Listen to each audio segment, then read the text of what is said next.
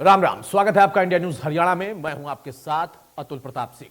लोकसभा चुनाव में अब ज्यादा वक्त नहीं बचा है और ऐसे में सियासी दलों ने अपनी तैयारी तेज कर दी है। पार्टियों ने चुनावी प्रचार के साथ साथ अपने उम्मीदवारों को मैदान में उतारना भी शुरू कर दिया। बीजेपी ने अपनी पहली लिस्ट में प्रधानमंत्री नरेंद्र मोदी के साथ तमाम दिग्गजों के नाम की घोषणा कर दी है। अब इंतजार है पार्टी की दूसरी लिस्ट का। यह माना जा रहा है कि बीजेपी 2 से 3 दिन में ही अपनी अगली लिस्ट भी जारी कर सकती है। लेकिन बात अगर हरियाणा की करें तो बीजेपी की पहली लिस्ट में प्रदेश से एक भी उम्मीदवार के नाम की घोषणा नहीं की गई। यह माना गया कि बीजेपी जेजेपी ने सीटों को लेकर अभी अपनी बात जारी रखी है। ऐसा भी कहा जा रहा कि बीजेपी जेजेपी को हिसार या भिवानी महेंद्रगढ़ लोकसभा सीटों में से किसी एक सीट का ऑफर दे सकती है। वहीं दूसरी तरफ जेजेपी ने एक कमेटी का गठन किया है जो कि बीजेपी से सीटों को लेकर चर्चा करेगी। अब ऐसे में सवाल उठता है कि उम्मीदवारों की घोषणा में देरी का कारण क्या है, हरियाणा में टिकटों पर पेच क्यों फंसा है और कांग्रेस, आम आदमी पार्टी और इनेलो का अपना प्लान क्या है। देखिए, वो क्योंकि पार्लियामेंट्री बोर्ड का काम है, कब निकालेंगे कब नहीं निकालेंगे, हम तो चाहते हैं जल्दी निकालें। अभी उसमें से 195 लोगों की लिस्ट डिक्लेयर हो गई है और मुझे लगता है कि आचार संहिता लगने से पहले हमारी पार्टी की जो सारे सिस्टम है बहुत तीव्र गति से सब चल रहे हैं। हमको भी आज पार्लियामेंट्री बोर्ड के सामने, तो आज नहीं, पार्लियामेंट्री बोर्ड के सामने तो हम परसों जाएंगे। आज वहाँ हमारी जो चुनाव समिति है हरियाणा की, उस नाते से उसमें से कुछ सीनियर लोगों को उन्होंने बुलाया है और उसके बाद पार्लियामेंट्री बोर्ड फाइनली 8 तारीख को हरियाणा की जेजेपी के साथ गठबंधन रहेगा sir. Sole right lies with parliamentary board. चर्चा चल रही है कि हिसार या भिवानी महेंद्रगढ़ जेजेपी को दे सकता है। It lies with the parliamentary board of the party. उनका अधिकार क्षेत्र है, वो क्या करेंगे क्या नहीं करेंगे, इसमें मैं अभी टिप्पणी।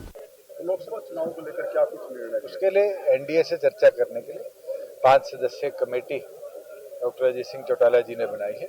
वो 7 दिन के अंदर चर्चा कर अपनी रिपोर्ट पीएसी को देगी। बैठक के बाद पीएसी अंतिम निर्णय।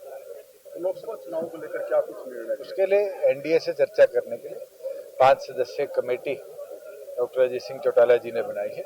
वो 7 दिन के अंदर चर्चा कर अपनी रिपोर्ट पीएसी को देगी। बैठक के बाद पीएसी अंतिम निर्णय। बहरहाल तो सवाल इस बात का है कि चर्चा कितनी जल्दी खत्म होगी, क्योंकि कमेटी बना दी है जेजेपी ने और कमेटी के रिपोर्ट के आधार पर एनडीए से बातचीत करने की बात उन्होंने कही। बीजेपी अपनी पहली सूची जारी कर चुकी है, लेकिन हरियाणा से पहली सूची में कोई नाम नहीं था और दूसरी सूची भी कमोबेश 2 या 3 दिन के भीतर आ जाएगी। लेकिन आम आदमी पार्टी, कांग्रेस जो कि 9 और 1 का कॉम्बिनेशन बनाकर मैदान में है, अभी उनके यहां से भी नामों पर मंथन जारी है। उनका कहना है कि नाम तय करके भेज दिए गए हैं, आलाकमान उस पर अपनी मुहर लगाएगा। इनेलो का कहना है कि हम भी पूरे दम से, दमदार तरीके से लड़ेंगे, लेकिन अभी तक उनके पत्ते भी नहीं खुले हैं। अब यहां पर जो पेच फंसा है वो टिकटों को लेके है और कुछ नेता ऐसे जिनके टिकट कट सकते हैं या काटे जाने की संभावना बनती है, तो फिर उनका रुझान क्या होगा, उनका रुख क्या होगा और फिर बदल कैसे होगा पार्टी छोड़कर दूसरी पार्टी में जाने का। क्योंकि चुनाव लड़ने का जिसने मन बनाकर रखा हुआ है वो अपनी पूरी तैयारी में है, वो चाहे बीजेपी के हो या बाकी अन्य दलों के हो। तो अगर वहां पर यह बदलाव होता है, टिकट काटे जाते हैं, काटा गया, तो फिर उसका असर भी दिखाई दे सकता है।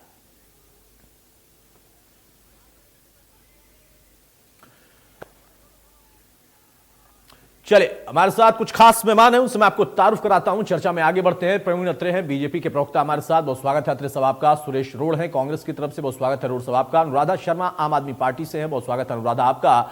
ओंकार सिंह साहब हैं इनेलो के प्रवक्ता, बहुत स्वागत है ओंकार सिंह जी आपका। अत्रे साहब, मेरी आवाज आप तक जा रही है?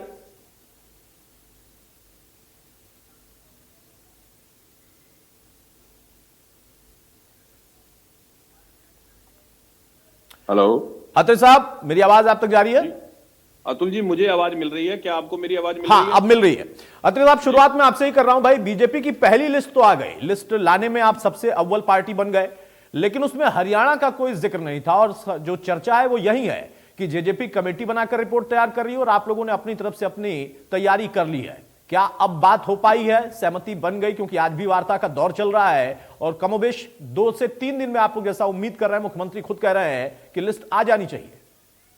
देखिए ऐसा अतुल जी कि आज हरियाणा प्रदेश की जो चुनाव समिति है उसके जो कुछ लोगों को केंद्रीय कोर कमेटी ने बुलाया था, जिसकी चर्चा चल रही है, जिसका जिक्र आपने भी किया, लेकिन टिकट डिक्लेयर करने का काम पार्टी के पार्लियामेंट्री बोर्ड का है।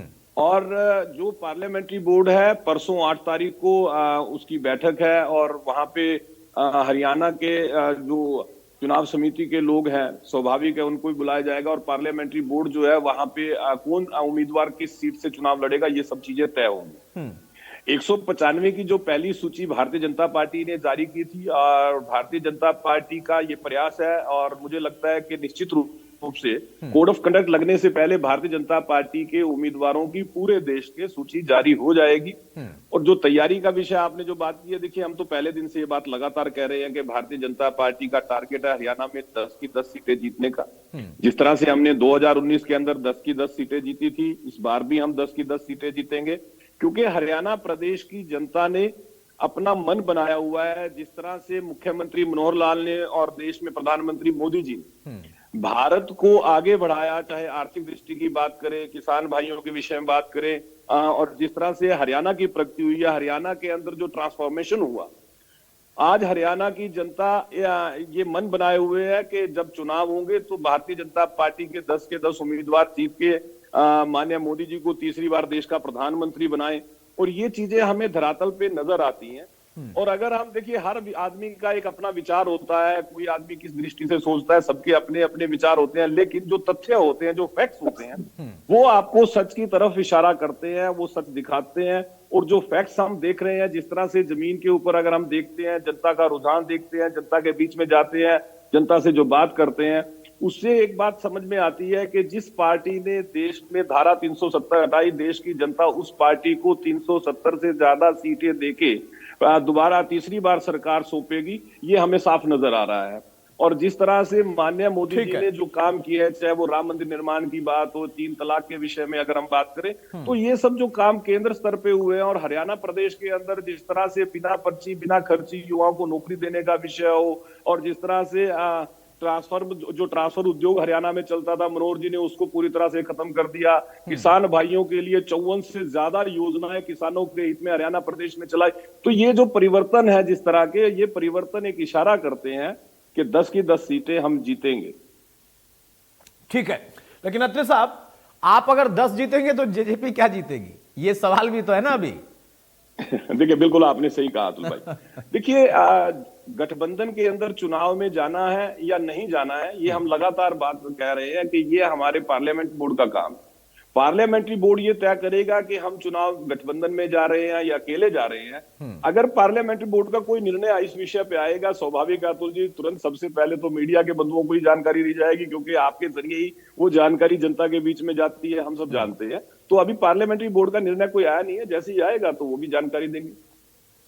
ठीक है अनुराधा जी, भाई पंजाब और दिल्ली में तो आप कह रहे हैं कि एकला चलो, लेकिन हरियाणा में आम आदमी पार्टी की लहर बहुत थी, ऐसा आप लोग दावा करते थे, बाद में गठबंधन में आ पाए। चलिए, वो आपकी पार्टी का निर्णय है, उस पर मैं चर्चा कर सकता हूं, लेकिन उस पर कोई रोक टोक का अधिकार मुझे नहीं है। लेकिन जब बीजेपी 10 के 10 की तैयारी कर रही है और हो सकता है कि वो गठबंधन में जाए तो एक सीट दे दे जेजेपी को, आपको लगता है कि हाँ सही फैसला आम आदमी पार्टी ने लिया है, एक सीट अपने लिए चुन के और बाकी कांग्रेस के साथ मिलकर? देखिए अतुल जी, मेरी आवाज मिल रही है ना? आ रही है, बोलिए। अतुल जी देखिए, जब गठबंधन के अंदर दो पार्टी बैठ के विचार विमर्श करती हैं तो एक स्ट्रेटेजी बनती है, और उस स्ट्रेटेजी के तहत गठबंधन के दोनों पक्ष मिलकर या जो भी उस गठबंधन में शामिल है, वो लोग बैठकर ये तय करते हैं कि किसको कितनी सीट लड़नी है। और गठबंधन का ये फैसला था कि स्टेट वाइज हर प्रदेश में जैसी सिस्टम है पार्टी का, उसी के हिसाब से सीटों का बंटवारा होगा। और इंडिया गठबंधन ने अगर बैठकर ये तय किया है कि हरियाणा के अंदर एक सीट आम आदमी पार्टी लड़ेगी, कांग्रेस के साथ में मिलकर लड़ेगी, गठबंधन के तहत हमने सुशील जी को प्रत्याशी वहां से बनाया है, तो डेफिनेटली ये एक रणनीति का हिस्सा है। दूसरी बात मैं ये कहना चाहती हूँ, अभी मैं भाजपा के प्रवक्ता को भी सुन रही थी, देखिए हर पार्टी का हाईकमान ही तय करता है कि किसको लड़ना है, कहां से लड़ना है, कितना लड़ना है। लेकिन मैं एक बात कहना चाहती हूँ कि आम आदमी पार्टी ने सबसे पहले अपना प्रत्याशी दिया है। हम शिक्षा और स्वास्थ्य के मुद्दों को लेकर जनता के बीच में जाने वाले हैं। हम इस देश की लोकतांत्रिक व्यवस्था और संविधान को जो चुनौती आज केंद्र सरकार दे रही है, उसके विरोध में, उसे रोकने के लिए हम गठबंधन में आए हैं और पूरी दमदार तरीके से अपनी उपस्थिति दर्ज करा रहे हैं, जनता के बीच में अपनी बात रख रहे हैं। और अभी तो चुनाव शुरू भी नहीं हुआ, जिस तरह का समर्थन हमें लोगों का मिल रहा है, मुझे पूरा विश्वास है कि कुरुक्षेत्र की सीट को आम आदमी पार्टी निश्चित रूप से जीतेगी और अपनी उपस्थिति हरियाणा में दर्ज कराएगी। नहीं, अच्छी बात है। दावा सबको करने का अधिकार है। अत्रे साहब को है तो आपको भी अधिकार है।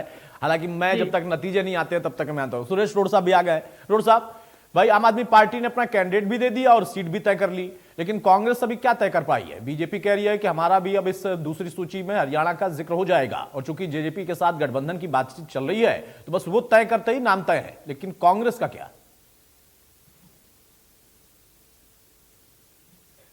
आप पार्टी की तरफ से आया, ये इंडिया गठबंधन का कैंडिडेट है। इसमें हमारा भी दावा है कि इंडिया गठबंधन की तरफ से सबसे पहले हरियाणा की 10 सीटों में से विश्व प्रसिद्ध धर्म क्षेत्र कुरुक्षेत्र से कैंडिडेट दिया गया और बड़े मजबूत कैंडिडेट हैं। नरेंद्र मोदी जी ने, मुझे जहां तक ध्यान है, 2014 में कुरुक्षेत्र में काफी कुछ बोला था। आज उसी कुरुक्षेत्र से श्री नरेंद्र मोदी जी को चलता करने के लिए इंडिया गठबंधन ने सबसे पहले कैंडिडेट उतारा है। चंडीगढ़ की इंडिया गठबंधन की सबसे पहली जीत के बाद लोकसभा चुनाव 2024 के लिए कुरुक्षेत्र धर्म क्षेत्र से इंडिया गठबंधन के जो कैंडिडेट आए हैं वो इतने मजबूत कैंडिडेट साबित हो रहे हैं कि बीजेपी अपनी एक पहली लिस्ट जारी करती है जिसमें लगभग 195 उम्मीदवार उतारते हैं वो पूरे देश से, जहां तक मुझे जानकारी है। 195 यानी 200 उम्मीदवारों में हरियाणा की 10 सीटों को छुआ नहीं जाता, क्योंकि जाट और नॉन जाट करने का माहौल बनाने के लिए, जिसमें बीजेपी मास्टरमाइंड है, बीजेपी हमेशा ऐसा करती है, उनको उम्मीदवार नहीं मिल पा रहे। वो कहीं बात करते थे कि इंडिया गठबंधन का आपस में सीटों का तालमेल नहीं बना। हमारा तालमेल भी बन गया, हमने उम्मीदवार भी उतार दिए, और वो जो लोग सरकार चला रहे हैं जेजेपी और बीजेपी आपस में सीटों का कोई तालमेल नहीं कर पा रहे। और मैं एक बात और आपके चैनल के माध्यम से बताना चाहता हूं प्रदेशवासियों को कि 10 की 10 सीट हरियाणा में आज जनता अपना मन बना चुकी है। इस लोकसभा चुनाव में हरियाणा जो प्रदेश है, अतुल जी, आपका चैनल बड़ा एक प्रदेश में देखा जाता है। मैं ये बताना चाहता हूं, हरियाणा प्रदेश ने अपने जन्म के समय से 1966 में हरियाणा प्रदेश का जन्म हुआ। मैं मनोहर लाल खट्टर जी की तरह हरियाणा आजाद होने की बात नहीं बोल के हरियाणा प्रदेश के जन्म की बात कर रहा हूं। तो हरियाणा ने हमेशा देश की दिशा, राजनीतिक दिशा और दशा को बदलने का कार्य किया है। ठीक बात ये शुरुआत भी हरियाणा और पंजाब के लोगों ने ही शुरुआत की थी, चाहे किसान आंदोलन रहा हो, चाहे कोई और आंदोलन रहा हो। हरियाणा के लोग सीमा पे भी जवान के तौर पे और खेत में भी किसान के तौर पे हमेशा अगुवाई करते हैं। और आज भी 2024 में, चाहे वो नरेंद्र मोदी को भ्रष्टाचार के मामले में बेनकाब करने की बात रही हो, एमएसपी ना देने की बात हो, 2 करोड़ रोजगार ना देने की बात रही हो, या जो उन्होंने काला धन वापस लाने की बात की थी, वो वादा खिलाफी की बात हो, एमएसपी के ऊपर जो किसानों को सुविधाएं प्रदान करने की बात की थी, मांगे मानने की बात की थी, उसकी वादा खिलाफी की बात हो, तो हरियाणा के लोग बिल्कुल आगे बढ़कर बिना किसी दबाव के, ना वो ईडी की परवाह करते, ना सीबीआई की करते, नरेंद्र मोदी की इस जन विरोधी सरकार को चलता करने का कार्य करेंगे। ये मैं कांग्रेस पार्टी की तरफ से आपको चुनाव के शुरुआत में कह रहा हूं। और एक रोड साहब, ये पूरा तो आपने इंडिया गठबंधन की तरफ से बोला और लास्ट में कह रहे हैं कांग्रेस पार्टी की तरफ से। मैं कह रहा हूं भाई, कांग्रेस पार्टी की तरफ से अपनी पार्टी का कैंडिडेट तो बताइए। इंडिया गठबंधन का पता चल गया मुझे। मैं कांग्रेस पार्टी पे ही आ रहा हूं। मैं कांग्रेस, अभी देखिए इंडिया गठबंधन की बात होगी, हमने समान विचारधारा का मान सम्मान रखते हुए आप पार्टी को सबसे पहले कैंडिडेट का एक इंडिया गठबंधन की तरफ से मौका दिया। ये हमारी विचारधारा है, क्योंकि आज अतुल जी हिंदुस्तान में ही नहीं पूरी दुनिया में कट्टरपंथी विचारधारा का मुकाबला करने का जिम्मा राहुल गांधी जी के मजबूत कंधों के ऊपर है। और उस विचारधारा को कायम रखने के लिए, उसको मजबूत बनाने के लिए सहयोगी दल जो भी समान विचारधारा के हैं, श्री राहुल गांधी जी और कांग्रेस पार्टी उनका सम्मान करती है। नहीं, अच्छी बात है, अच्छी बात है। राहुल गांधी के मजबूत कंधों के सहारे आप सत्ता परिवर्तन चाहते हैं, बहुत अच्छी बात है। लेकिन रोड साहब, सवाल इस बात का है ना कि आप बोलते बोलते ये कह गए कि भ्रष्टाचार पर हमने प्रधानमंत्री को बेनकाब किया था। कब कर दिया था भाई? किस मामले में कर दिया था? दूसरा कि जब आप कहते हैं समान विचारधारा, तो समान विचारधारा सिर्फ हरियाणा में है, पंजाब में नहीं है, दिल्ली में नहीं है, सिर्फ हरियाणा में। वहां पर फिर विचारधारा नहीं दिखती है, वो आपका एक राजनीतिक अपना उठाया हुआ कदम हो सकता है, वो मैं मान सकता हूं। आपकी राजनीतिक मजबूरी हो सकती है, सोच हो सकती है, और सभी पार्टियां करती हैं, सिर्फ आप ही नहीं कर रहे हैं। तो विचारधारा तो नहीं मिलती आप लोगों की, हाँ मजबूरी या जरूरी, ये दो चीजें हो सकती हैं। उस वजह से आपने 9 और 1 का कॉम्बिनेशन बनाया। अतुल साहब कुछ कह रहे हैं, उसके बाद ओंकार जी के पास जी हाँ, देखिए अतुल भाई, मेरा यहाँ जवाब, मेरा पे जवाब, कांग्रेस आपने के जो सवाल प्रवक्ता ने पूछा। अरे एक मिनट प्रधानमंत्री सुनिए, जी, देखिए, अरे एक मिनट सुनिए, रोड साहब सुन लीजिए। दे रहे हैं, उसी का अतुल साहब ही जवाब देंगे। रोड साहब, अरे सुनिए रोड साहब सुनिए। देखिए अतुल भाई, यहाँ पे रोड साहब ने 2 विषयों का बड़ा जिक्र किया। एक तो इन्होंने इंडी गठबंधन का जिक्र किया, दूसरा समान विचारधारा का। हालांकि पंजाब और दिल्ली के बारे में आपने बता दिया, बाकी मैं बता देता हूँ। इस इंडी गठबंधन के सहयोगी हैं डीएमके। उनके नेता ए राजा भगवान राम के बारे में अपशब्दों का प्रयोग करते हैं। कल एक भी कांग्रेस नेता की जुबान अगर खुली हो कि हमारा गठबंधन सहयोगी अगर ऐसे भगवान राम के बारे में अपशब्दों का प्रयोग कर रहा है तो हम गठबंधन नहीं रखेंगे वगैरह, किसी ने कोई बात तक नहीं की। और इसी तमिलनाडु में डीएमके के नेता सनातन धर्म को बीमारी, डेंगू, पता नहीं क्या कुछ बोल चुके हैं। किसी कांग्रेस नेता की जुबान नहीं खुली। ये तो है इनकी समान विचारधारा। दूसरी बात, एक तरफ देश के वो प्रधानमंत्री जो देश की अर्थव्यवस्था को विश्व में 5वें स्थान पे ले आते हैं और 3रे स्थान पे ले जाने का संकल्प लेते हैं। 2047 तक भारत को विकसित राष्ट्र बनाने का संकल्प लेते हैं। किसान भाइयों के खाते के अंदर प्रधानमंत्री फसल बीमा के नाम पे पैसा डालते हैं और किसान भाइयों की 23 फसलों के ऊपर एमएसपी, जिसमें हरियाणा सरकार 14 फसलों पे एमएसपी पे खरीदती है। और जो पंजाब के ईमान के विचारधारा वाले सरकार है, वो केंद्र की 2 फसलों की एमएसपी के अलावा तीसरी पे एमएसपी नहीं देती। उस प्रधानमंत्री के बारे में जो 3 करोड़ गरीबों के लिए घर बना देते हैं, 12 करोड़ गरीबों के घरों में शौचालय बना देते हैं, और जो देश का इलेक्ट्रिफिकेशन पूर्णतया कर देते हैं, तो वंदे भारत जैसी ट्रेन लाके ट्रांसपोर्टेशन का कायाकल्प कर देते हैं, पूरे देश में हाईवेज का जाल बिछा देते हैं, उनके बारे में तो ये कह रहे हैं कि हमने भ्रष्टाचार बेनकाब कर दिया। अरे भाई, कहां कर दिए? क्या आप लोग वो जिन्होंने आसमान पे, धरती में, पाताल में भ्रष्टाचार? क्या मेरे को बुलाया नहीं? आ रहा हूं सिंह साहब, आ रहा हूं, आपको बुलाया, आप बैठे हैं, पता है मुझे। यहाँ पे दावे कर रहे हैं। और समान विचारधारा की बात, अब अगर आपकी समान विचारधारा है तो पहले अपने उन गठबंधन सहयोगियों से सवाल पूछिए जो सनातन को गाली निकाल रहे हैं, भगवान राम का अपमान कर रहे हैं, भगवान राम के बारे में शब्दों का प्रयोग कर रहे हैं। ये आपकी समान विचारधारा है और इसीलिए ठीक है, उसका जवाब मैं बाद में रोड साहब से लूंगा। ओंकार सिंह साहब, अब यहां पर सवाल पहला यही है कि टिकट को लेकर या नामों को लेकर मंथन सभी कर रहे हैं, बाकी दल कर रहे हैं तो आप लोग भी कर रहे होंगे, लेकिन क्या तैयारी हुई है? इनेलो की प्लानिंग क्या है? क्योंकि बाकी दल कह रहे हैं कि हमने एक जगह से 3-3 नाम दे दिए हैं, कुछ कह रहे हैं कि हमने एक नाम गठबंधन में दे दिया है, बाकी हमारी भी तरफ से तैयारी हो गई। इनेलो का अभी तक कुछ समझ में नहीं आया। अतुल जी, सारे प्रदेश को मालूम है जिस प्रकार हमारे प्रदेश अध्यक्ष चौधरी नफे सिंह राठी जी की निर्मम हत्या हुई, उनकी क्रिया अभी संपन्न हुई, ये आपको भी मालूम है, जिसकी वजह से हमारी कार्य प्रणाली तो चल रही थी, लेकिन क्योंकि हिंदू रीति रिवाज के अनुसार जब तक क्रियाक्रम की अंतिम क्रिया ना हो जाए तब तक ये चीजें शोभा नहीं देती हैं। हमारी 8 तारीख की प्रदेश कार्यकारिणी की बैठक रखी गई है। हम 10 की 10 सीटें अपने दम पर लड़ेंगे, कोई हम गठबंधन नहीं करने वाले किसी से, और ये श्योर कह रहे हैं कि हम 2 सीटें पक्का जीतेंगे। और मैं आपको बताना चाहता हूँ, जब मोदी जी की सुनामी थी ना 2014 में, तब भी 2 सीटें जीते थे। ये तो 2019 में क्या हुआ, पुलवामा हुआ और इनेलो की टूट हो गई, वजह से बीजेपी को सीट मिल गई एक्स्ट्रा। अदरवाइज, हेलो, हाँ बोलिए सिंह साहब, आवाज आ रही है मेरी? आ रही आवाज आ रही, बोलिए।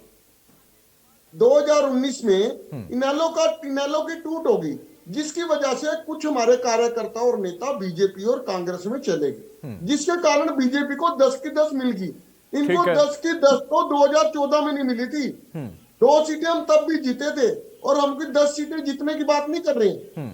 हम आज भी कहते हैं कि 2 सीटें हम कंफर्म जीतेंगे और बाकी में अपनी बहुत अच्छी दमदार उपस्थिति दर्ज कराएंगे। और मैं बताना चाहता हूं, इस बीजेपी को धर्म के अलावा कोई काम है? आज वोट की बात आती है, बेरोजगारी, भ्रष्टाचार, अपराध, इसकी बात क्यों नहीं करते? आज भी बात क्या कर रहे हैं? राम मंदिर, 3 तलाक, और इसकी बात कर रहे हैं, पुलवामा की बात नहीं करते हैं। ये जाके वहीं इनकी सुई अटक जाती है। लेकिन जनता इस बार भ्रमित नहीं होने वाली। इन्होंने 300 किलो आरडीएक्स कहां से आया आज तक बताया? पुलवामा कैसे हुआ? अरे भाई 100 ग्राम 10 ग्राम अफीम किसी की जेब में होती है, पुलिस सूंघते हुए पकड़ लेती है। 300 ग्राम आरडीएक्स कहां से आया, कैसे आया, क्यों आया? क्या आज तक इस रिपोर्ट सार्वजनिक हुई? ये ऐसी पार्टी सत्ता में काबिज हो गई है जो जनता को झूठ बोल के वोट लेती है। अतुल भाई, अब इनकी जानकारी ना हो, एनआईए की जांच के बारे में पता ना हो, तो ये उल्टी सवाल करेंगे यहाँ पे कि कहां से आरडीएक्स आया। अरे भाई, एनआईए की जांच के बारे में अखबार पढ़ लेते, 3 तलाक, इसके अलावा क्या कैसे स्मगल हुआ, कहां से आया, सारा देश जानता है, केवल एनआईए को नहीं पता और ओंकार सिंह को नहीं पता कि जांच क्या है। बोल लेने दीजिए अतुल साहब, ओंकार जी को बोल लेने दीजिए, उसके बाद बोलेगा। जी जी जी। अतुल जी देखिए, इनको फिर मिर्चें लगेंगी जब मैं बोलूंगा, ठीक है? फिर ये थाली के बैंगन की तरह इधर उधर घूमेंगे। और मैं बताना चाहता हूं, आज अगर बेरोजगारी, महंगाई, शिक्षा, स्वास्थ्य, इस पे बात क्यों नहीं करते? कहां है बुलेट ट्रेन? मोदी की गारंटी, किस चीज की गारंटी? ये बताएं। 82.5 करोड़ लोगों को 5 किलो अनाज पे टिका दिया, और 5 किलो अनाज की गारंटी है क्या? कहां है आपकी स्मार्ट सिटी? कहां है बुलेट ट्रेन? कहां है 2 करोड़ रोजगार, 15 लाख? ये कहां है? अरे आप झूठ बोल के सत्ता में आए हो, जनता आपको जूते मार के भगाएगी, जूते मार के। ये याद रखना मेरी बात। आपने जिस नहीं ओंकार सिंह साहब, देखिए जनता आपको अगर आपको ले आएगी तो वोट देकर लाएगी, और किसी को बाहर करेगी तो वोट देकर करेगी। इसके अलावा कुछ रही बात बुलेट ट्रेन की, तो बुलेट ट्रेन एक दिन में नहीं बन जाती है। बात कीजिए शिक्षा, बुलेट ट्रेन एक दिन में नहीं बन जाती। आप करिए ना ओंकार सिंह जी, आप करिए, आप शिक्षा की बात करिए, आप रोजगार की बात करिए, किसने रोका है? और जनता अगर आपकी नहीं सुनेगी तो फिर आप ये भी इसकी तैयारी करके रखिएगा, तब आप ईवीएम को और उसको दोषी मत ठहराइएगा। हो जाते हैं ये कैसे हो जाते हैं? जितने भ्रष्टाचारी आप अपनी पार्टी में शामिल कर लेते हो, वो सारे क्लीन चिट कैसे हो जाते हैं? ये बता दीजिए हमारे को। नहीं, वो क्यों बताएंगे? कहना चाहूंगा वो बताने वाली बात नहीं। आप लोग पूछते पूछते थक जाएंगे, वो नहीं बताएंगे। अतुल साहब कुछ आप कहेंगे, उसके पहले मैं जरा रोड साहब से कमेंट देखिए। हाँ, रोड साहब अपनी बात पूरी करें आप। मैं भी बोलूंगा जी जी, नहीं होनी चाहिए। अतुल जी, यही लोग राजनीति के नैतिक मूल्यों का ह्रास करते हैं। इनका भ्रष्टाचार चंडीगढ़ में 20 में से 8 वोट चोरी करते हुए पकड़े गए। ये प्रजातंत्र का हनन करते पकड़े गए। इससे बड़ा कोई भ्रष्टाचार नहीं। राफेल जो जहाज था वो डॉक्टर मनमोहन सिंह की सरकार में 500 करोड़ में था, और वो इन्होंने 1600 करोड़ में खरीदा। सेम कॉन्फ़िगरेशन फ्रांस सरकार ने भारत सरकार को लिख के दिया। सेम कॉन्फ़िगरेशन, एक उसमें नट तक, एक काबला तक, एक पेज तक नहीं अलग डाला। 500 करोड़ का राफेल का जहाज श्री राहुल गांधी जी ने इस तरीके से इनको बेनकाब किया। सुप्रीम कोर्ट तक में ये बेनकाब हुए, और उसका क्या परिणाम निकला? वो जांच ऐसे कैसे अधूरी यार? क्या निकला सुप्रीम कोर्ट से? क्या निकला रोड साहब? सही पूछा। अरे सही पूछा। ये बताता हूँ, सुनिए। हाँ, बताइए। ये बड़ी अच्छी बात पूछी अतुल जी। इन्होंने नरेंद्र मोदी जी ने क्या बोला था संसद में कि ये 500 करोड़ का जहाज वो नहीं है। अरे सुप्रीम कोर्ट में क्या निकला? आप संसद में मत जाए रोड साहब, देखिए ऐसा नहीं। हाँ, सुप्रीम कोर्ट का भी बताता हूँ ना। उसी का बताइए। संसद में उन्होंने क्या बोला, चुनावी रैली में क्या बोला, वो छोड़ दीजिए। संसद में नहीं, संसद में सुप्रीम कोर्ट कि ये, हाँ सुप्रीम कोर्ट का भी बताता हूँ ना। सुप्रीम कोर्ट में इन्होंने जानकारी नहीं दी जो सुप्रीम कोर्ट ने मांगी, और वो फ्रांस सरकार। रोड साहब आपको एक बात बताता हूं, सुप्रीम कोर्ट में कोई मजाक नहीं है कि किसी से जानकारी कोई मांगेगा और सुप्रीम कोर्ट जो है जानकारी लिए बिना उसको छोड़ देगी। सुप्रीम कोर्ट में कोर्ट करते वक्त कम से कम थोड़ी जिम्मेदारी रखिए। अतुल जी अभी 6 मार्च का टाइम दिया गया था एसबीआई बैंक से इलेक्ट्रॉन बॉन्ड की जानकारी दें, माननीय सुप्रीम कोर्ट। अरे भाई, इलेक्टोरल बॉन्ड पे आप अलग से मुझसे बात कर लीजिए, लेकिन जब आप राफेल का मुद्दा उठाएंगे ना, तो कम से कम मतलब कुछ तो तर्क रखना पड़ेगा ना। सुप्रीम कोर्ट को भी कोर्ट कर रहे हैं आप, लेकिन सुप्रीम कोर्ट को आप कह रहे हैं कि सरकार ने जानकारी नहीं दी। हिम्मत है सरकार की जानकारी नहीं देगी सुप्रीम कोर्ट को? मैंने उस सुप्रीम कोर्ट ने ही 6 मार्च का टाइम इलेक्ट्रॉन बॉन्ड की जानकारी के लिए दिया था। चलिए, मैं इस बात से तसल्ली बख्श हूं कि आपका मुद्दा राफेल भी है, आपका मुद्दा इलेक्टोरल बॉन्ड भी है, होना भी चाहिए। जनता के बीच में आप जाएंगे। आप 19 में भी राफेल लेकर गए थे, आपने 19 में चौकीदार की बात की थी, लेकिन जनता ने आपको नहीं चुना ना। अगर ओंकार सिंह कह रहे हैं कि मैं बेरोजगारी की बात करूंगा, रोजगार की बात करूंगा, महंगाई की बात करूंगा, तो मैं कहता हूं बिल्कुल सही मुद्दा है, बिल्कुल उठाना चाहिए और बीजेपी को उसका जवाब देना चाहिए। लेकिन जब आप राफेल की बात करेंगे और राफेल का मामला सुप्रीम कोर्ट तक गया, और सुप्रीम कोर्ट में क्या हुआ ये देश का बच्चा जानता है, आप कह रहे हैं सरकार ने जानकारी नहीं दी। सुप्रीम कोर्ट के बारे में बच्चा ये भी जानता है कि उस सुप्रीम कोर्ट के न्यायाधीश को राज्यसभा का एमपी भी बनाया गया है। बच्चा जो जानता है। ऐसा इतिहास तो कांग्रेस के दौर में भी बहुत था। ऐसा इतिहास तो कांग्रेस के दौर में भी बहुत था। जब आप जब परंपरा बना सकते हो तो वो परंपरा निभा रहे हैं, इसमें कौन सा फर्क पड़ गया? नहीं, ऐसे नहीं होता। अत्रे साहब जल्दी से काउंटर, उसके बाद अनुराधा के पास में जाऊं। भाई रफाल मुद्दा है, आप सीट और वो सारी चीजें चर्चा करते रहिए। रफाल लेकर आ रहे हैं रोड साहब। देखिए ऐसा है अतुल भाई, एक बात तो मुझे लगता है कि दर्शक बहुत बेहतर समझ गए होंगे कि फ्रस्ट्रेशन का स्तर कहां तक पहुंच चुका है मित्रों का। ये अरे भाई रुक जाओ, क्योंकि श्री राहुल गांधी जी का भ्रष्टाचार के मामले में अरे भाई क्या तथ्यों पे बात कर लो यार, तथ्यों पे बात कर लेते हैं। देखिए ऐसा है यहाँ पे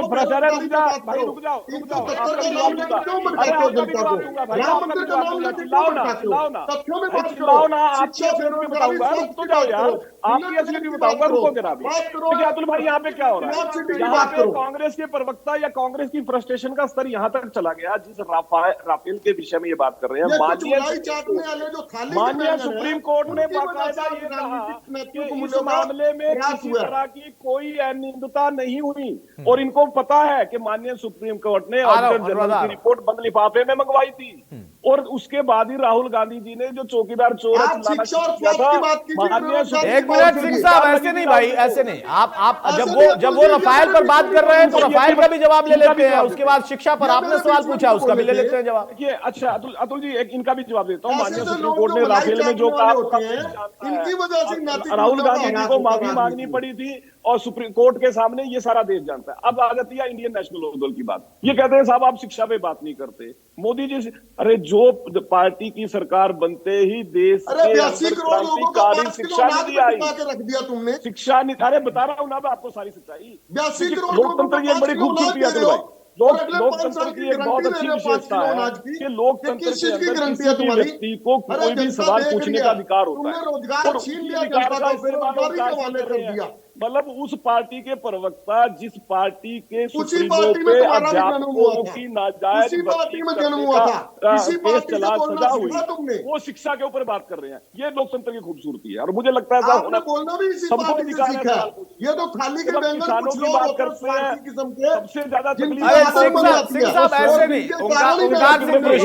प्रवीण अत्रे अगर पहले इनेलो में थे और अब बीजेपी में है तो थाली के बैंगन ऐसे शब्दों का इस्तेमाल न करिए। राजनीति में सब चलता रहता है और हो सकता है कल को आप भी कहीं चले जाएं, इसकी संभावना रहती है। भाई राजनीति है, राजनीति है, उनके विचार बदले तो वहां चले गए। कीड़े होते हैं जिनको मलाई की अच्छा सुन लीजिए, अब नैतिक मूल्यों का ह्रास हो चुका है। औकात बताता हूँ मैं, अब आपकी औकात बता दूं, चिल्लाइए मत भाई मेरे। देखिए नैतिक मूल्यों का ह्रास हो गया।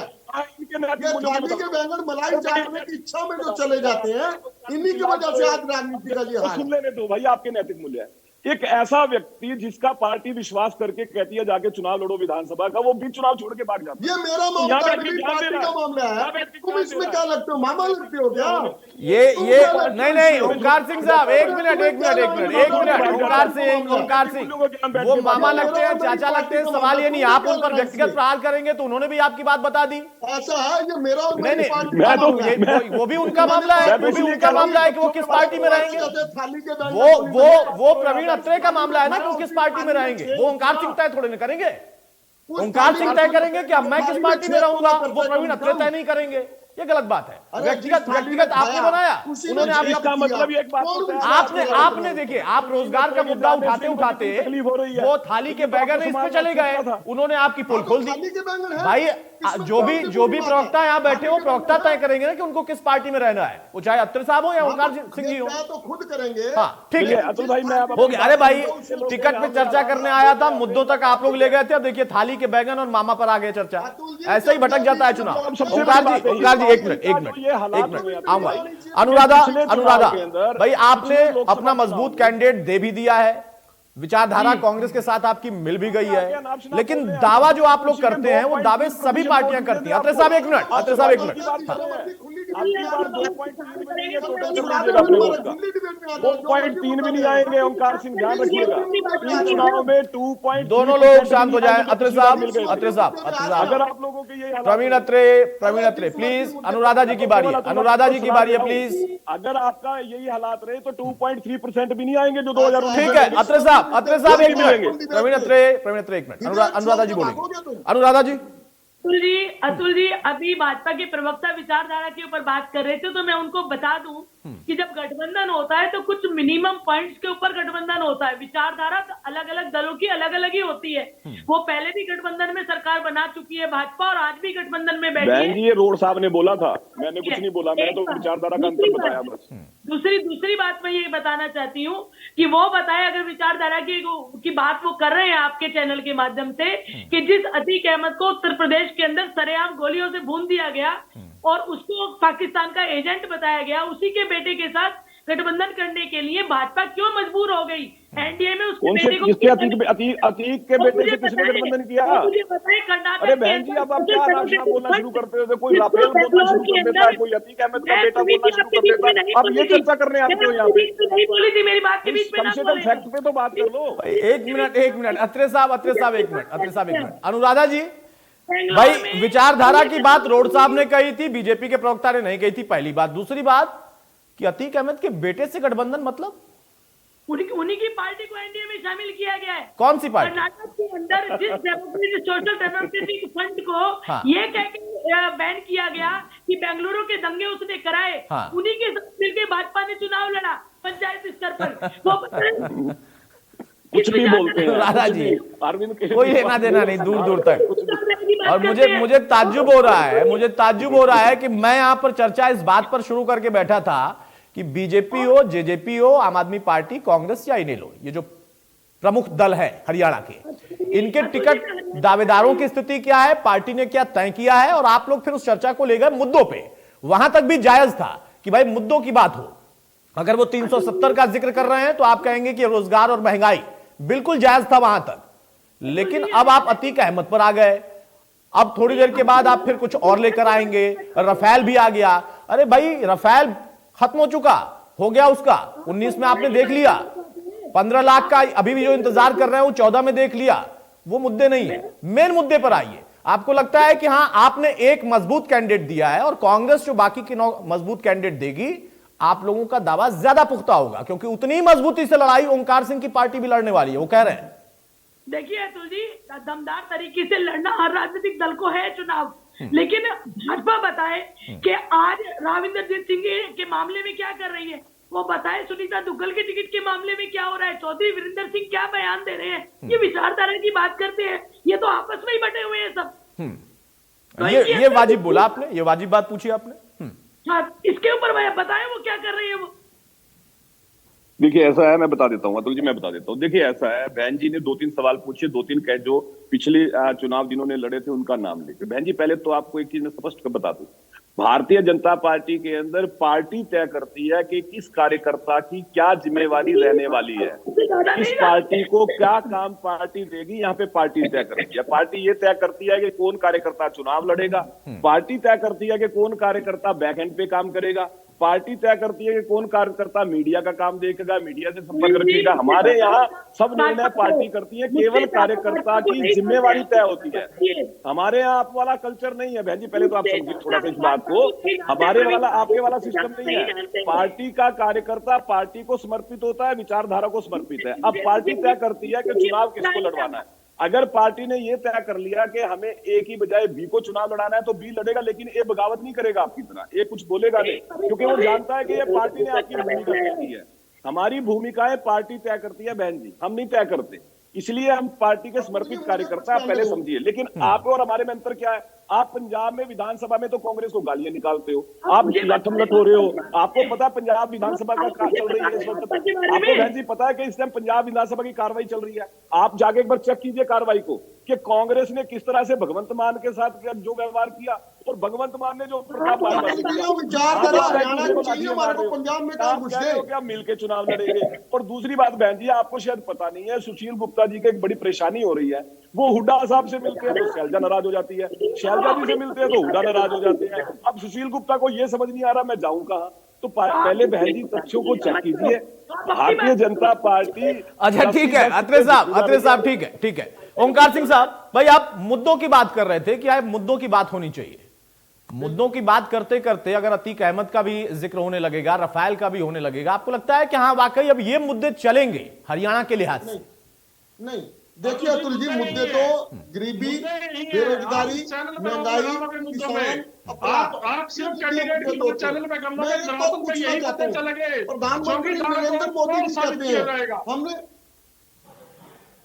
अतुल जी मैं रोड साहब तिलमिला बहुत जल्दी जाते हैं, जैसे मैं कुछ बोलता हूं ना तिलमिला जाते हैं। नहीं तिलमिला ही रहे हैं आप। रफाल पे जानकारी पूरा लेकर आया करिए ना भाई। सुप्रीम कोर्ट को दोषी ठहरा दिया आपने कि सुप्रीम कोर्ट को सही जानकारी नहीं दी गई। क्या गजब की बात करते हैं रोड साहब आप? मतलब क्या गजब की बात करते हैं? कुछ तो लॉजिक लेकर आया करिए ना। आपको पता ही नहीं कुछ भी। भाई क्या मुझे नहीं पता है? सुप्रीम कोर्ट को नहीं पता है, मुझे नहीं पता है, आपको सारी जानकारी है। नहीं आप अकेले, आप सुप्रीम कोर्ट से ऊपर हैं क्या?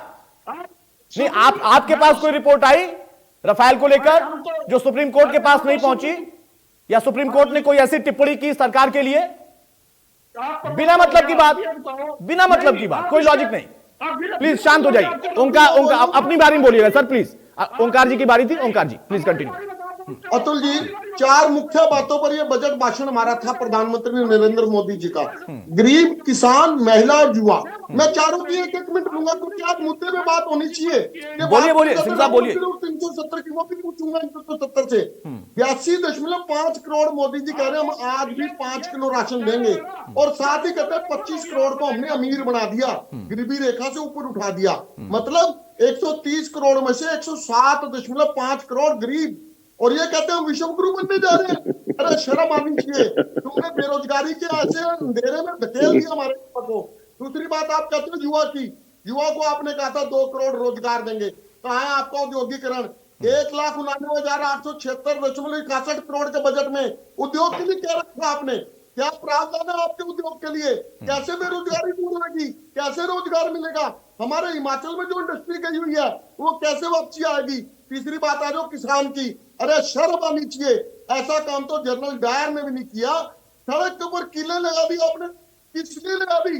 किसान अगर पंजाब से दिल्ली जाना चाहता है तो तुम क्या रोक लोगे उसको क्या? चौथी बात है महिला की। महिला सुरक्षा पे आज क्या स्थिति है प्रदेश की और देश की मालूम है। कैसे महिला पहलवान सड़कों पर बैठे रहे, कैसे प्रदर्शन करते रहे, लेकिन किसी के कान पे जूं नहीं रहेंगी। आज अगर एक बात कह के बात समाप्त करूंगा, ये 370 की बात करते हैं बार बार। मैं जम्मू कश्मीर का रहने वाला हूँ। अत्रे जी याद करना, पाकिस्तान ऑक्युपाइड कश्मीर का रहने वाला हूँ। आधा परिवार मरा है मेरा वहां पे, आधा परिवार, और तुम्हें बातें आती है। मेरे को ये बता दो। नहीं इसमें बात में क्या आती है भाई? आप चुनाव छोड़ के ना भागे हो तो मेरे को ये बताओ। अगर ये सच्चाई ना हो कि आप चुनाव बीच में छोड़ के भागे तो मैं गलत हूँ। और अगर आपका परिवार जेएंडके से है तो भाई हमें भी दुख है। 10 लाख लोगों ने उस वक्त 10 लाख। एक मिनट अत्रे साहब एक मिनट।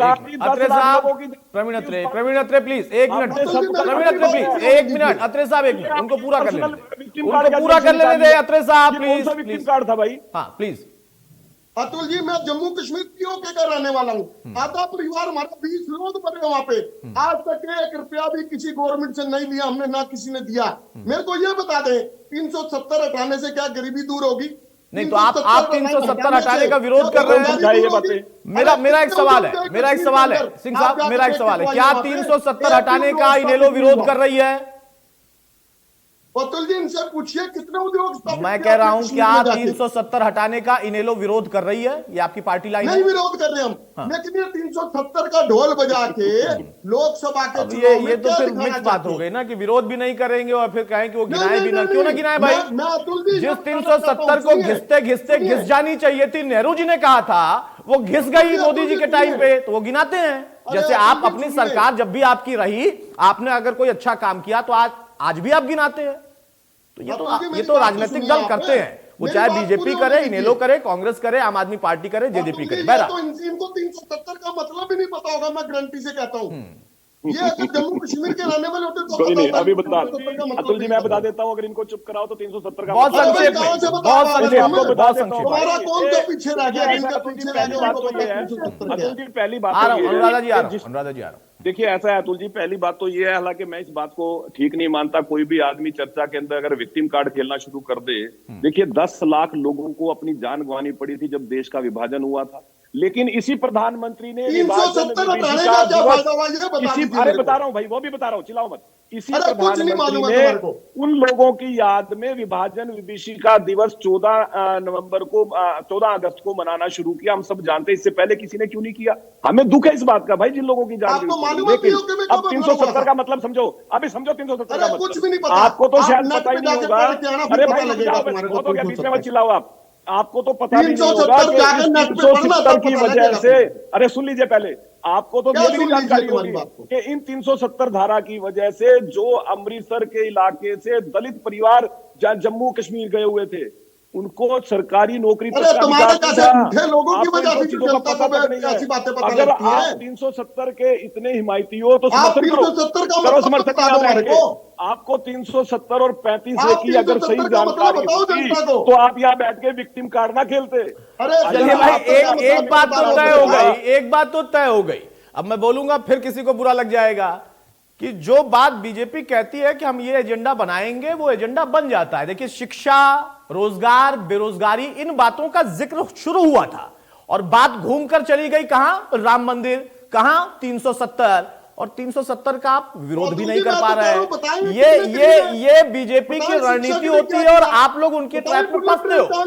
ये फिक्स मान लो आप। मेरी बात मानो ना मानो, लेकिन ये सच्चाई है। ये नहीं पता, वो ले आए आपको, वो ले आए 370 पे, वो ले आए आपको राम मंदिर पे। अब आप कहते रहे कि मुद्दे नहीं उठ रहे हैं। रोड साहब कहते रहे कि इंडिया न्यूज हरियाणा या मैं मुद्दे नहीं उठाता हूं। अरे आप रफाल का मुद्दा अगर लेकर जाएंगे तो मुझे नहीं लगता है उससे वोट आपको मिल पाएंगे।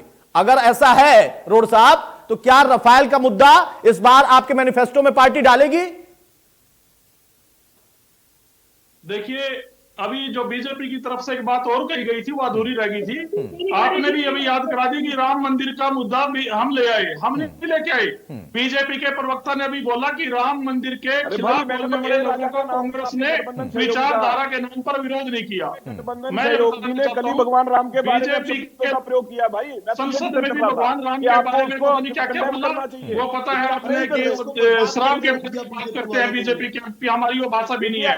और इनके एक सांसद बीजेपी के 20 साल रहे राष्ट्रीय प्रवक्ता शाहनवाज हुसैन ने जब बाबरी मस्जिद को ढाया गया जिस दिन, उस दिन पार्लियामेंट की उनकी रिकॉर्डिंग है, उन्होंने कहा कि नेहरू जी ने उनकी मूर्ति रखवाई थी।